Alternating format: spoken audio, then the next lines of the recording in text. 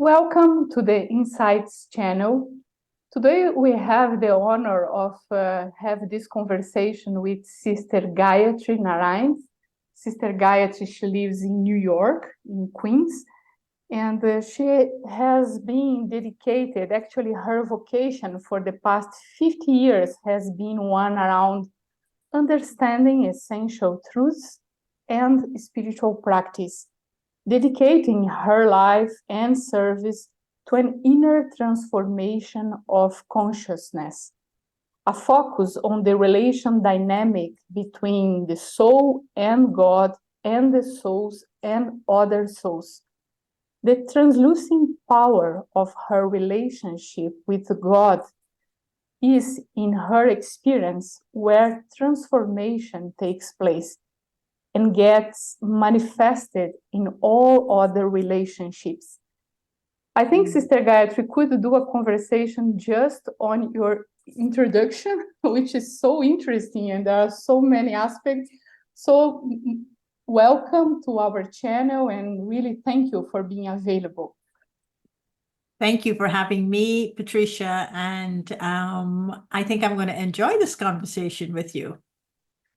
Well, you have been dedicating a lot of your time in the service at the United Nations. And so I would like to start asking something about this work you have been doing there.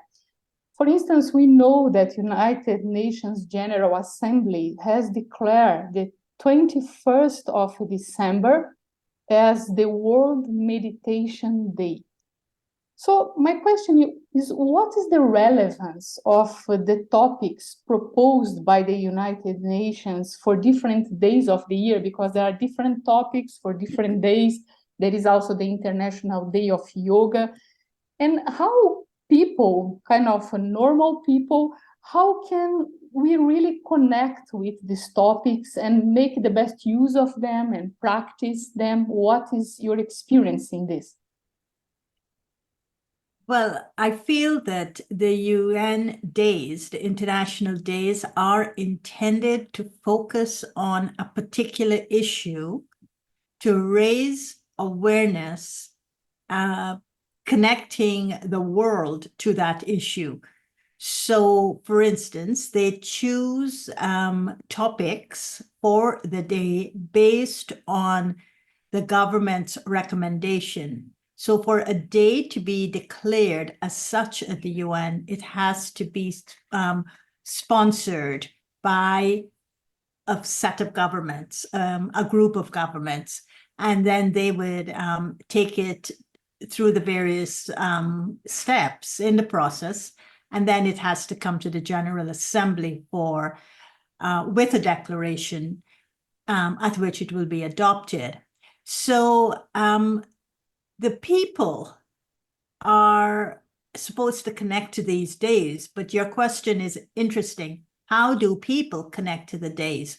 Well, we are organizations that represent people.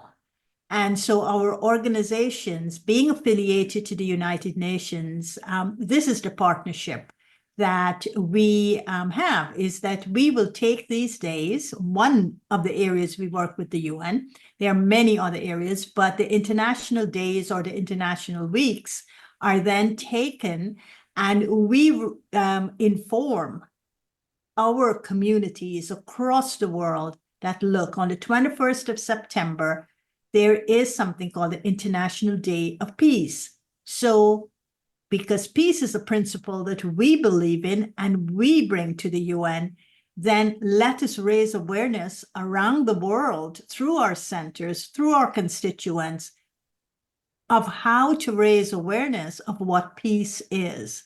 So for us, peace is something that you experience in your practice, meditation practice. So how does that help?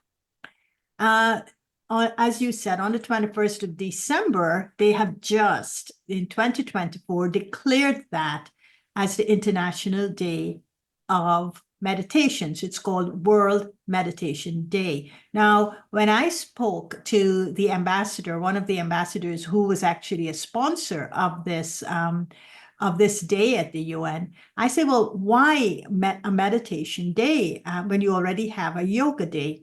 So he said, yoga is different from meditation. He said, yoga is associated with physical postures, with breathing, with all the other areas of well-being.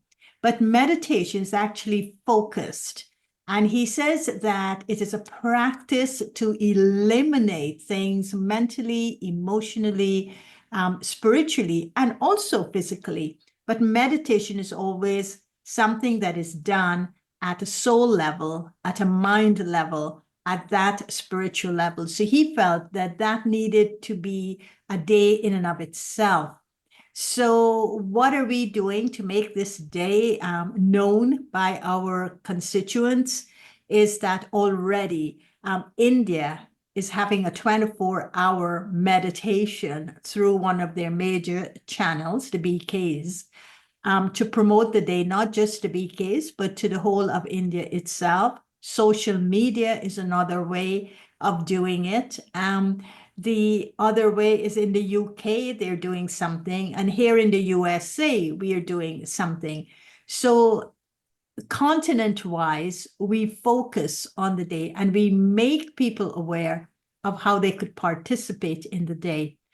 But in this particular meditation day, because it's the winter solstice, for those of us who've got 4 seasons, and so the winter solstice is on the 21st of December. And so it is a day in which it also tells us that not only is the 21st of December the shortest day of the year, but it is also leading us into the end of a year and the beginning of a new year. So it's in a sense of transition. And right now, the world is going through a lot of turmoil, a lot of crisis, a lot of different forms of stress and anxiety. So we felt that what was being offered should be not just an event that takes place on the 21st, but how do we also sustain it for people? So an initiative came out of Costa Rica from the young people of Latin America. They are holding it, but they are involving the young people from the whole of Latin America. And they're coming up with something that's called the 21-day challenge, because young people like challenges, right? Yeah. They just sit and meditate. And so they are coming up with the 21 challenge, and it is basically the young people talking about how important values or virtues are in building spiritual capacity and in building resilience, and how when you practice by concentrating on these virtues as innate within your being, that it gives you a very different perspective. It actually relieves you from anxiety and stress and tension and disheartenment. And it actually acts as a soul boost. It boosts the soul and it brings a hope. And that hope comes from that shift in consciousness, the shift in a perspective to just maybe see something differently, to allow that light to enter my heart, to feel like differently. And that could make such a big difference when it comes to hope. So this is how we celebrate the days and raise awareness and include our people from around the world, not just constituents of the Brahma Kumaris, but the Brahma Kumaris partner with a lot of other civil society organizations, and we bring it to their attention too on the field. Very interesting. From what you say, anyway, you mentioned that the world is passing through so much turmoil and so many growing tensions and conflicts. And you mentioned a little bit about how meditation can help in an individual level. And how really meditation can help the world. Is through individuals that we are going to help the world, or is changing the vibration of the world? What is really the impact of I myself practicing meditation at home, and how is this going to really impact the world? Well, you see, we live in a world in which there are people who are who populate the world, and there's the planet, which is the stage that we act on. And so these are the two dynamics that are at play. So if all the human beings were to suddenly be removed from the planet, I think the planet has enough of its natural order. The life within the planet has a natural order to it, in which it naturally moves from chaos to order, the law of entropy. So the planet would do that naturally. But who's causing the problems for the planet? The planet's natural laws, when it's applied to its moving from order to disorder and back to order, it will do that very peacefully. It will do it through its natural course. But when you put human beings onto the planet, when you put the people onto the planet, then because the people are having a control or exercising a control over the planet, it is messing up this natural order of the planet. And so there are what should be a natural order of disorder to order, we're calling it a natural calamity. And then we are having problems with it. But what we don't see is our contribution to that the escalating forces when this natural phenomenon is occurring within matter. So what we have to do is, because we're human beings, because we're people occupying the planet, populating this planet, using the planet, taking much more than we need from the planet, so we're abusing the planet. We have to sit back and ask ourselves the question, what have we done? What have we done to our habitat? Why are we destroying it in such an exponential way? Who is causing the crisis? Who is causing the stress? Where is the tension coming from? Who is generating violence? Is it the planet or is it the people? So I think that to answer your question, it has got to be the population as a whole, the 8 billion people or so that are living on the planet, to recognize that we need to improve our relationship with the planet.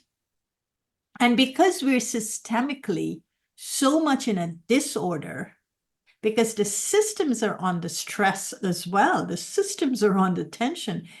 And so we are the movers and shakers of the system. And so now we have to sit back and say, what is the change I want to see in the world? And what that change is, I have to be that change I want to see in the world. And so you can't go out there, first of all, and try to fix the world, because we have done that over a long period of time. And every time we fix the system, because we're fixing a broken system, it gets weaker and weaker. And we have seen now systems are about to crash. So we have to ask ourselves, okay, how do we complement? How do we try to fix an outer system?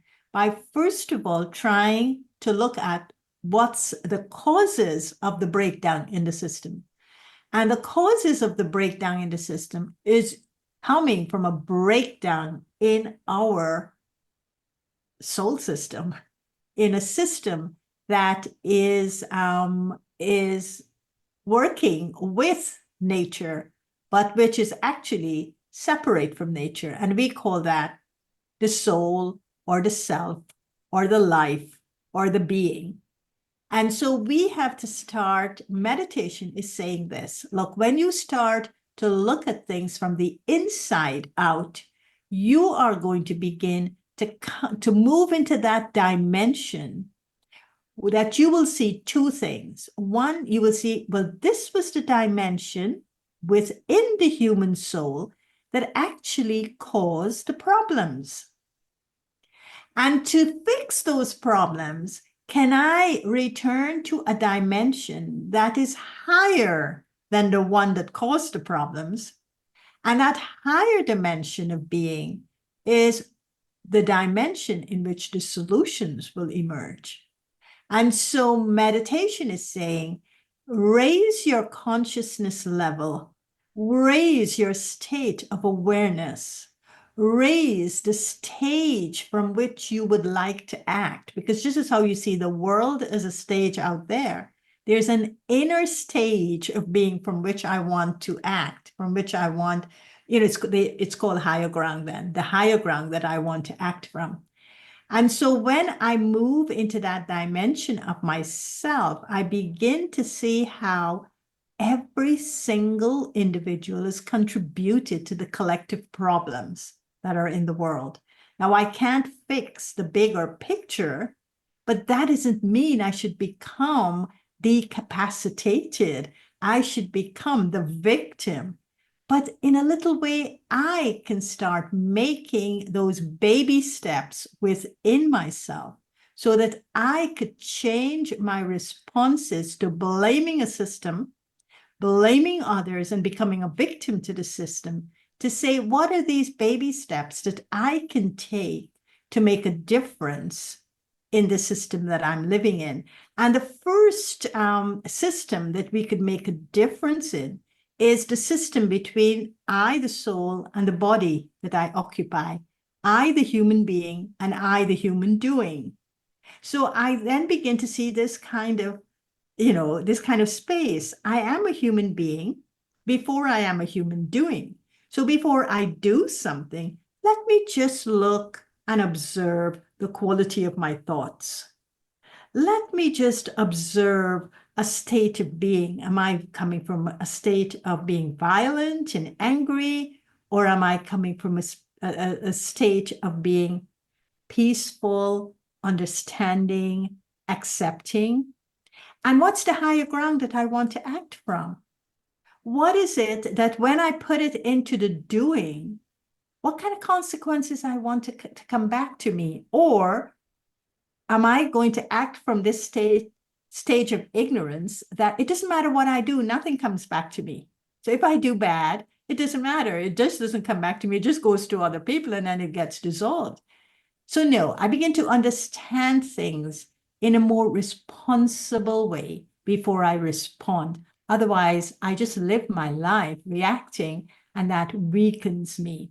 So I feel that more and more individuals are stepping up with this kind of awareness through many forms of meditations, many forms of contemplative practices, many forms of reflective practices. And they are beginning to see, look, I refuse to be a victim to my own body, to my relationships with my near and dear ones, to the relationships in my community, to the relationships in my country, to the world. And we begin to live more proactive lives in which we begin to shift our consciousness from the level of awareness, our attitudes, our perceptions, our actions, and we live in a completely different culture, not a culture that has been defined by violence and excluding others, but we begin to create a different kind of culture. And so the more people then get inspired by doing this, then it moves from one, it's a geometric kind of increase. It moves from 1 to the 11 to 111, and it just keeps getting, bigger and bigger. And this is the hope, I think, that spirituality brings through meditative practices, that we can actually change. We can change our world by changing our consciousness, by that shift in consciousness. And this is what is meant by transformation. I'm sure that everyone who's going to watch this interview, this conversation, will be very inspired. But what you are saying actually is that this practice of meditation helps you to do a kind of reflection in which you are able to understand more about your responsibility. You are not a victim, but you can act in the situation of the world. And at the same time, it makes your sense of reality much more broad. No, it's not just a small reality in which you are in, but it makes you really feel yourself as part of a kind of global family, let's say. You have been speaking a lot about the practice of meditation, and I know that the meditation that you practice is called Raja Yoga meditation. There are many different practices and possibilities of meditation. What is unique about Raja Yoga meditation, and why have you choose this practice for yourself? Well, I chose Raj Yoga meditation because it's knowledge-based. It's based on understanding. It's not assumption-based, and it is not mantra-based, and it is not just any thought-based. It is very much understanding knowledge, so it's knowledge-based. The other reason I chose Raj Yoga meditation is because it speaks a lot about time.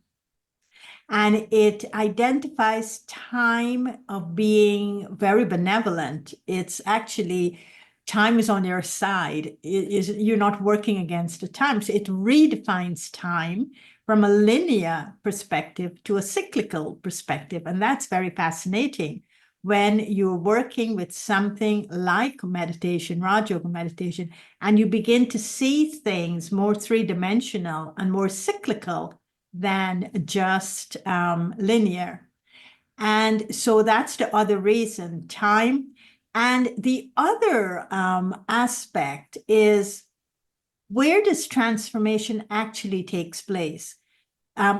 Transformation takes place within a connection between the soul, the spiritual being, and God, the source, the supreme source, the divine, whatever word you want to use for that. And so when the soul understands itself and then understand that this is what time, this is the time, the call of the time, is that to allow a subtle transformation to occur, and that could only happen when I connect to the supreme being. Then I know when I'm sitting in Raj Yoga, this meditative practice, there is a transformation, a subtle transformation that's occurring within me. And the transformation is like a crossover.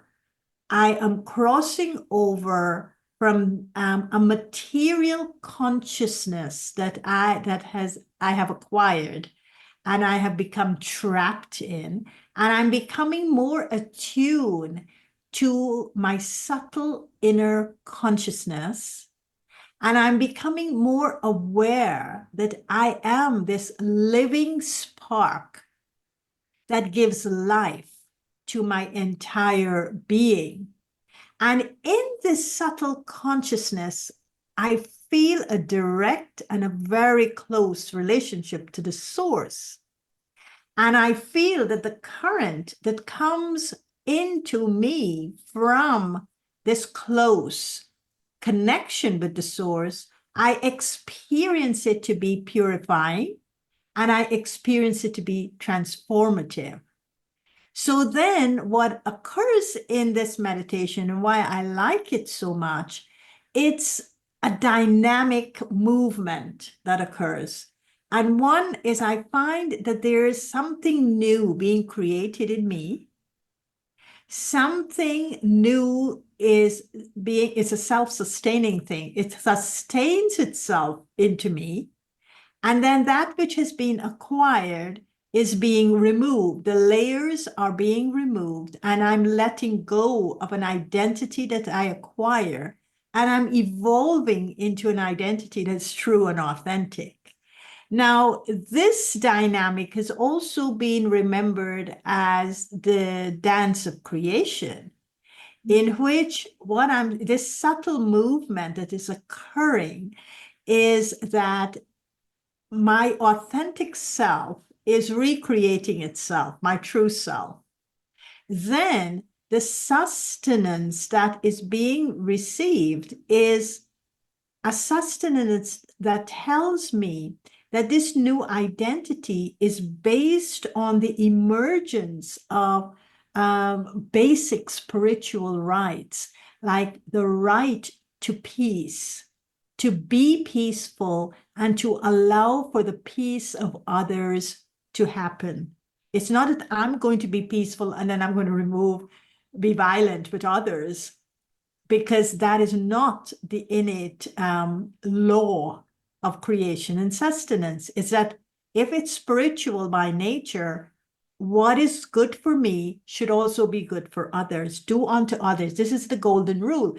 Do unto others as you would have them do unto you. So if I want my peace to be sustained, I don't want anyone to be violent with me or to remove that peace. So I have to extend that to others. And this is the sustaining, subtle aspect of it comes to relationships now. So what would it be, this new creation of my innate qualities emerging to show me my authentic self? I sustain it through the way I relate to people, to living things, to my planet, to the systems. I begin to bring this out. And so it's like a dawning of a beautiful awareness that is very dynamic and is very transparent, and it's very enlightening.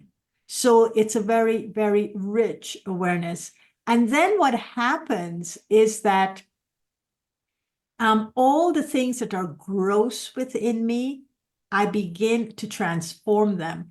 So one, we say, you're transforming from an acquired identity, and that identity is acquired because you didn't know how to sustain your peace, so you got angry.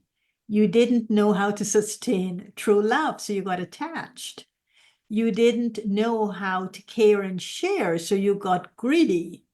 You didn't know how to be with people in relationships, so you started controlling them, and that was called lust.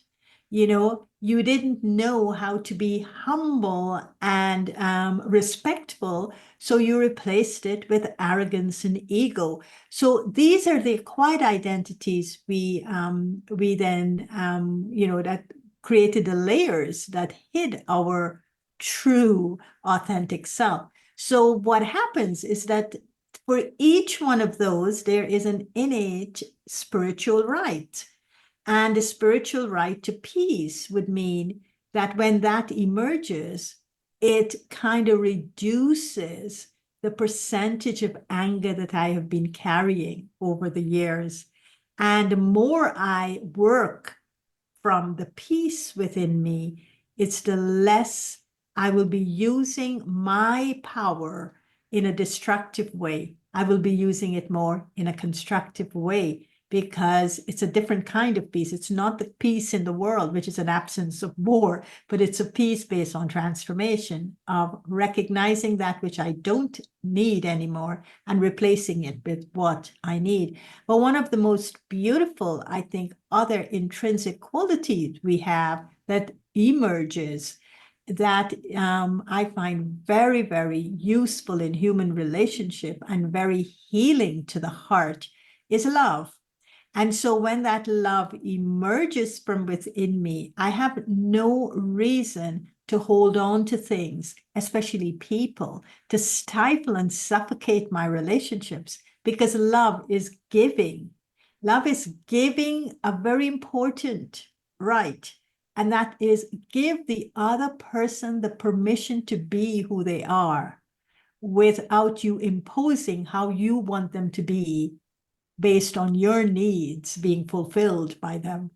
So the meditation that I love in Raj Yoga is all my needs are being fulfilled through self-realization and God realization, and knowing that the time is facilitating a process of three divine dynamics happening in the soul.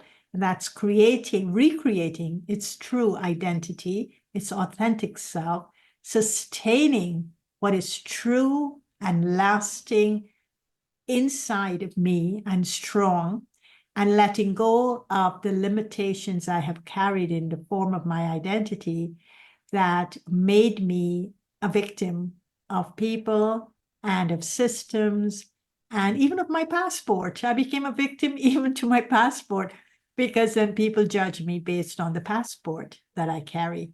So I feel that it is a very, very lovely, subtle, dynamic movement that occurs within Raj Yoga meditation. Very, very inspiring, very interesting. You know, you have been mentioning, I think you already answered my next question somehow in what you have been saying.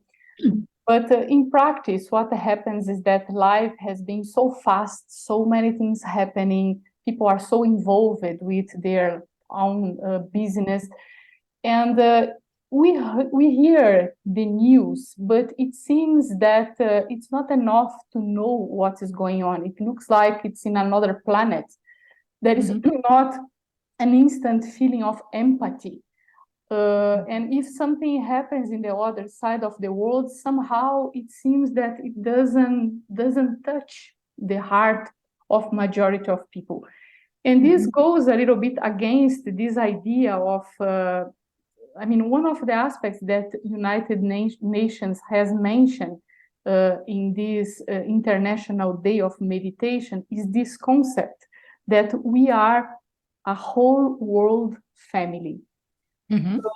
How this concept can be real something practical and not that we just hear the news but we don't really connect and we don't have empathy to what is going on in the other side of the planet. Well, you see, we have become a world of images on monitors. So it is, how can you have empathy for something that you're seeing on a monitor? And you then, you're so programmed to think anything I'm seeing on a monitor is a film. It's a movie. It's removed from me. It's removed by time and space and everything else. And I'm just watching it.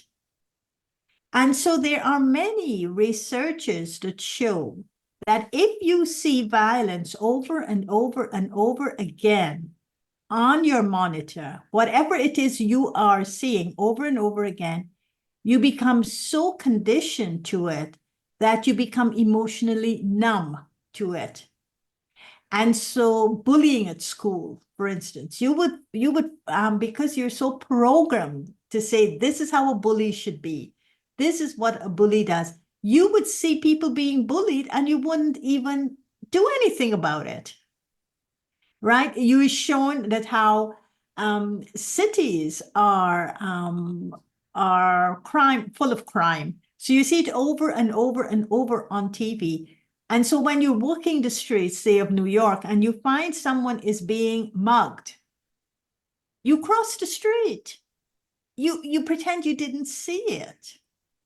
So for me, this is what's happened to us. We have become desensitized and conditioned because much of what we do in our world today is encouraging us to do it on a monitor. And this is not just for the first world countries. This is not just, I don't even know if I'm politically correct to say first world countries anymore. It's not just countries that are developed, but they are, you go to a village in India, and what you see, people have got their phones and they are looking at everything on their phones. And these are poor people selling on the streets. They have the phones. So these things have been made available. So what it has done, I feel it has desensitized people. It made our world into a global village, information supermarket. Everything is at the touch of our finger. But what has it done to us as human beings? What has it done to our souls? And so I feel that this whole concept of we are a whole world family that is coming up more and more as a beautiful concept.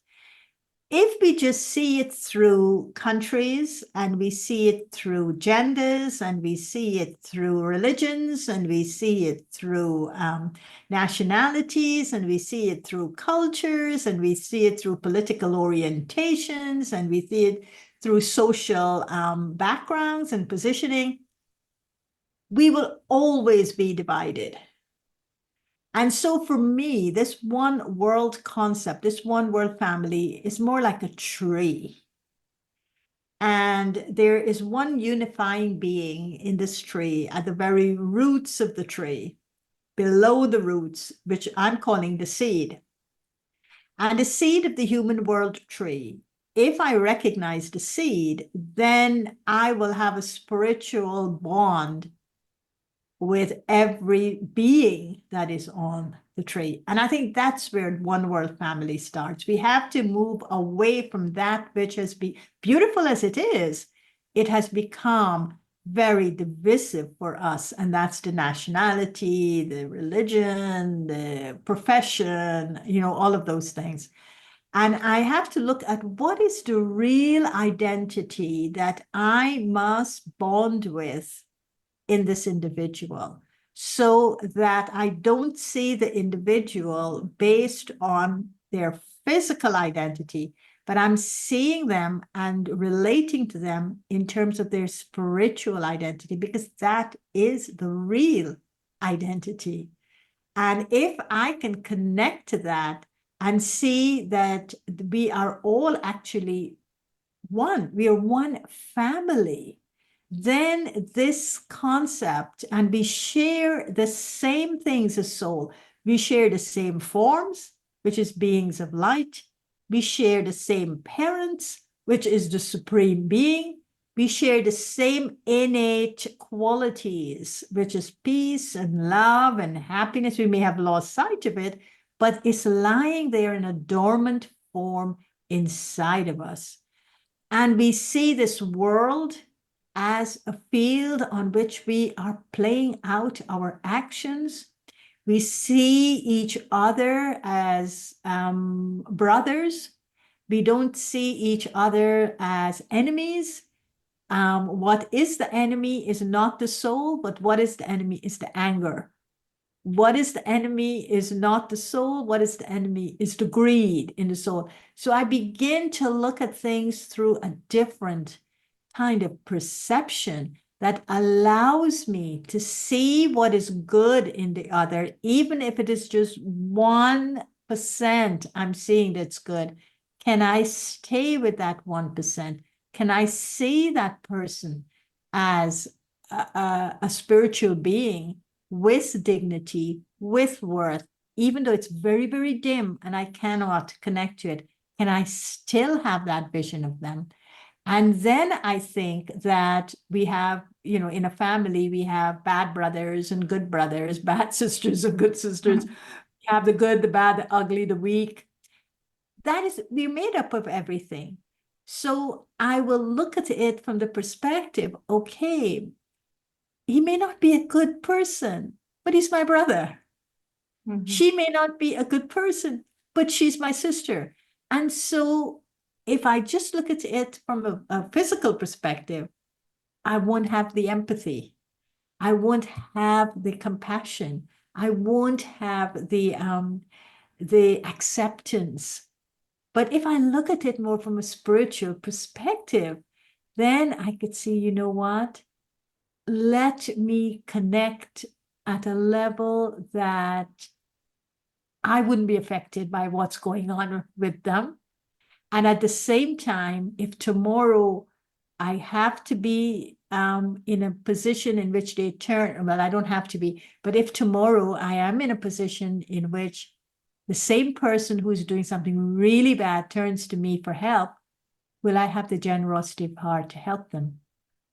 Now, I will end this with the one world family, in which when 9/11 occurred in New York, right?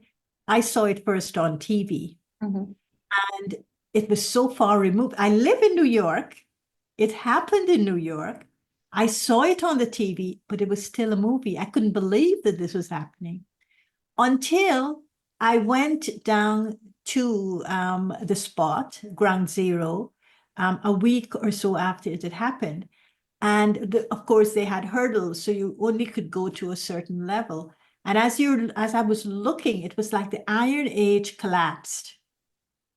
All black materials, all charcoal materials, all, sometimes the ashes get the color of white when something is burnt as white. So it's a mixture of these different colors in which it showed a complete different New York. Because when you go there, you saw the Twin Towers. Here you see a collapsed Iron Age. And then I was walking through the streets and there were pictures posted, photographs of people. Have you seen this person? Have you seen that one? And I had the very strong thought that there were people here from so many different countries, because New York is a melting pot. And if yesterday that person was a bad person, and today that same bad person emerged from one of those photographs and stood in front of me, how would I see them? Mm-hmm. And I think that that's where empathy is. That's where compassion is, that you don't see them based on the bad actions they have done. If you have this practice of looking at them as spiritual beings, but you see them as my brother or sister who has just gone through one of the most traumatic experiences, and I must be there to help them. I must be there to hold their hands.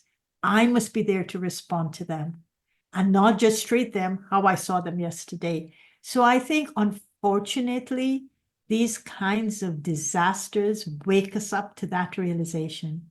Whereas something, if you choose a spiritual path that teaches you to do it on a regular daily basis, whether you're on the subway, whether you don't turn that blind eye and seeing someone being assaulted and pretend that it never happened, or you are just in your living room and your children are fighting and you say, okay, let them fight and sort it out. But you have a kind of an empathy and a compassion and an acceptance and a love that gives them the strength to know that you're there for them. And because you could see things differently, they value you being there for them. So this is how I see the one world family concept. Wonderful. We are coming close to the end, and we are recording this at the end of 2024, beginning of 2000, almost beginning of 2025. Some people are going to watch it probably 25, 26, we don't know when, but somehow every day is a new beginning. Every day is a new opportunity. We look towards 2025 and we don't know what we are going to find there. So what should be a message for a new beginning? I would say that, of course, every day is a new beginning. But for 2025, I would say every moment is momentous. So let there be a pause periodically in your day, because you don't know when that moment would be momentous. But you will be ready to step into that moment.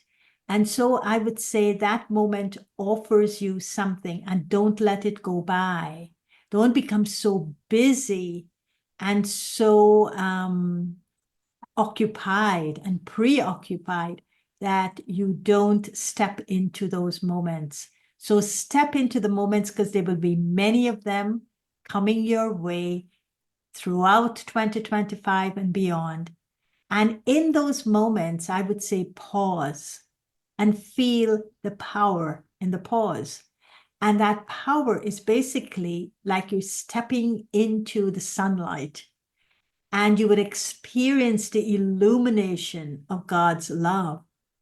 And you will feel yourself in that moment to be in the presence of the beautiful.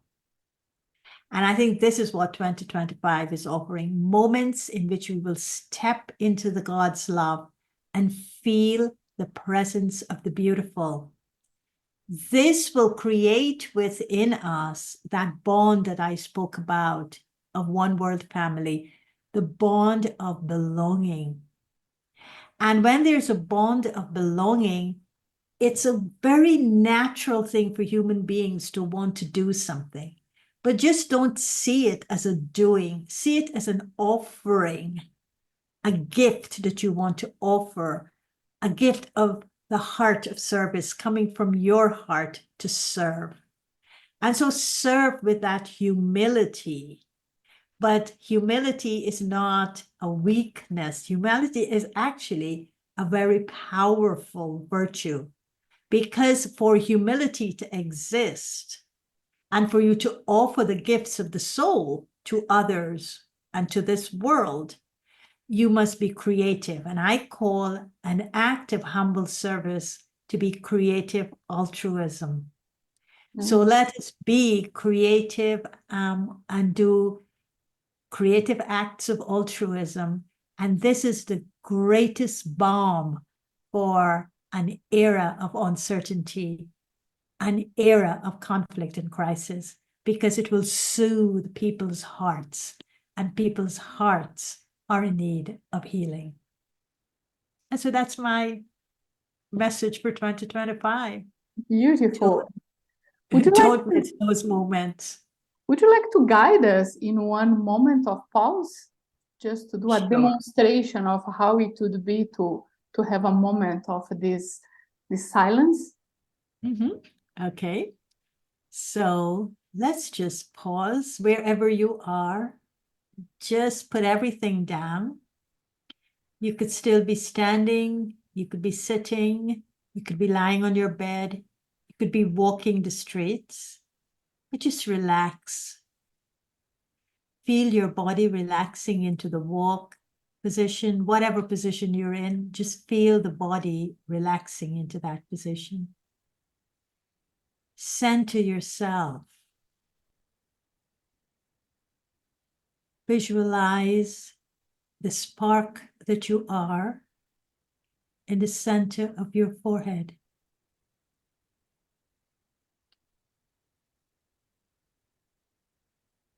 Be in the moment.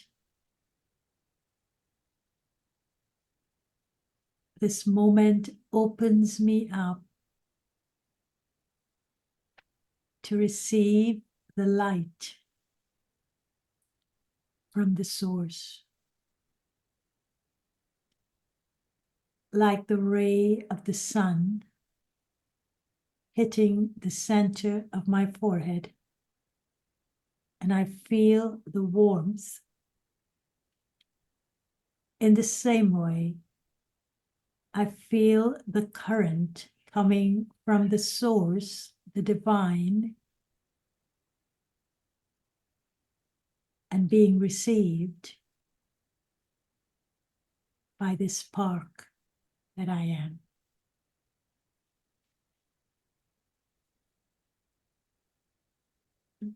I feel enlightened. And this enlightenment is experienced to be in the presence of God's love.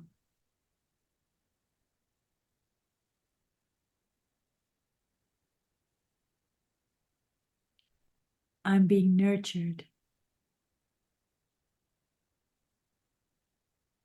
I'm feeling strong. I'm feeling loved.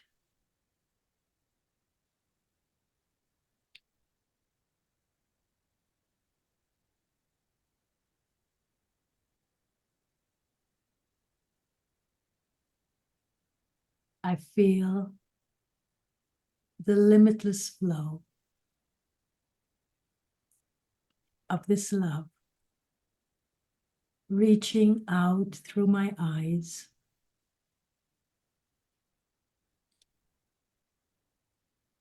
touching other sparks through their eyes,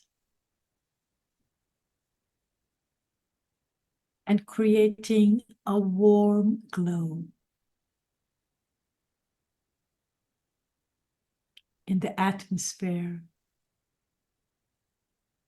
that surrounds me.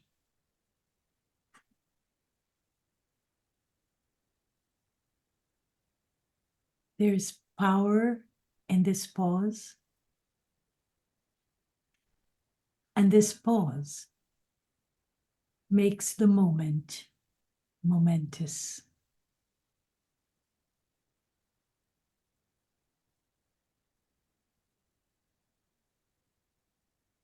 Thank you. Thank you, Sister Gayatri. Thank you, everyone who is watching. If you want to know more about Raja Yoga meditation, about values, about all these aspects that Sister Gayatri has mentioned, we are going to put the website of Brahma Kumaris, the international website, in the description of this video, and you can go there. And just spread this video as more as you can so that more people can be benefited by the wisdom, the beauty, and the depth of Sister Gayatri's experience. Many, many thanks.